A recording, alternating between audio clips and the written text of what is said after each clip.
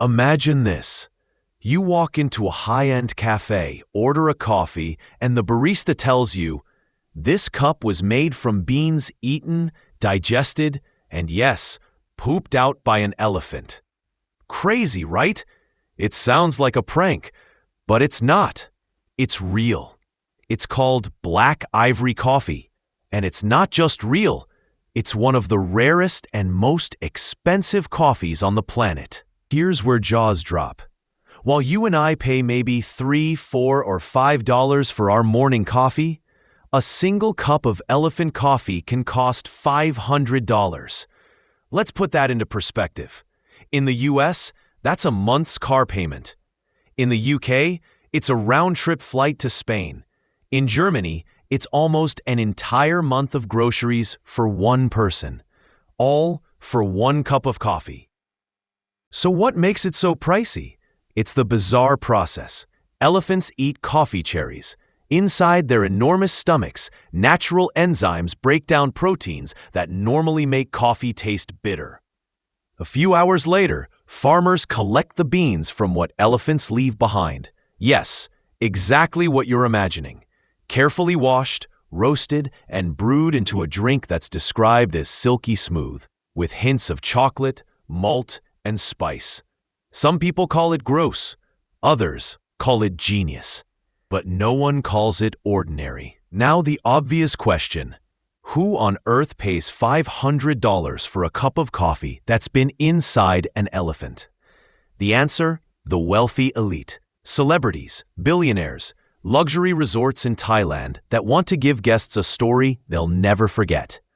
For them, this isn't just coffee, it's theater. Imagine posting on Instagram, "Your Starbucks cost $5, mine cost $500, and yes, it went through an elephant." Ridiculous? Maybe, but it's the ultimate luxury flex. And this is where psychology steps in.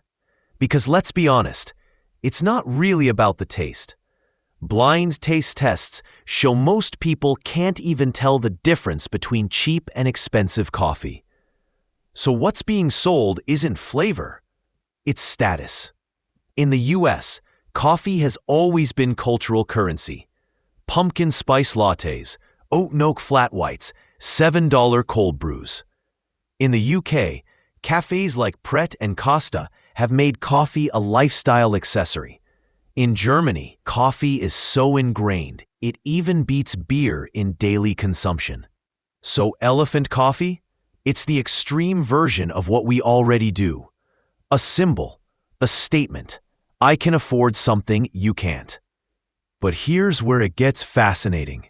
For most people, coffee is the cheapest, simplest part of their day. In the US, nearly 2/3 of adults say they can't even function without their morning cup. In the UK, tea may be the tradition, but coffee culture is booming, especially with younger generations. In Germany, people drink more coffee than almost anywhere else in Europe. It's literally a national ritual. For everyday people, coffee is fuel. For the ultra-rich, it becomes a stage for extravagance. And yet, not everyone sees this as amusing. Some see it as troubling. Because while one person spends $500 on a single cup, another is debating whether they can even afford a $3 latte. In fact, millions of people around the world can't afford clean drinking water, let alone a luxury drink filtered by elephants. Critics argue that extreme indulgences like this highlight the gap between rich and poor. And for the ultra-wealthy, it can create its own problem, the endless chase for novelty. Once you've had elephant coffee, what's next? Coffee flown to space and back? A gold leaf cappuccino? The danger is that indulgence slowly becomes emptiness.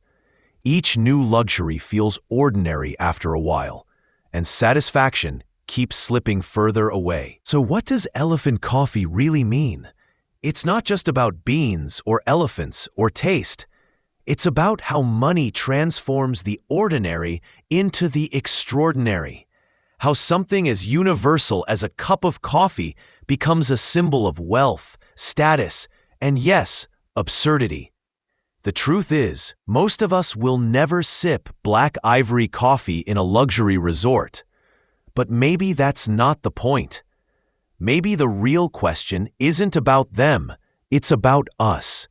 If you had $500 to spend, would you try elephant coffee just for the story? Or would you use it to pay bills, book a trip, maybe even help someone else? Because in the end, this isn't really about coffee. It's about choices. And the question it leaves you with is simple. What would your cup of coffee say about you?